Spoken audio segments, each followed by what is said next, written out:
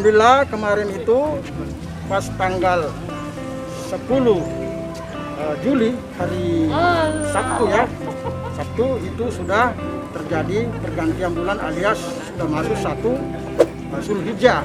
Sehingga dari situlah kita berhitung 11, 12, 13, 14, 15, 16, 17, 18, 19 sampai hari ini itu jatuh sudah 10 Zulhijjah 1442 Hijriah, sehingga kita melaksanakan untuk sholat Id pada hari ini.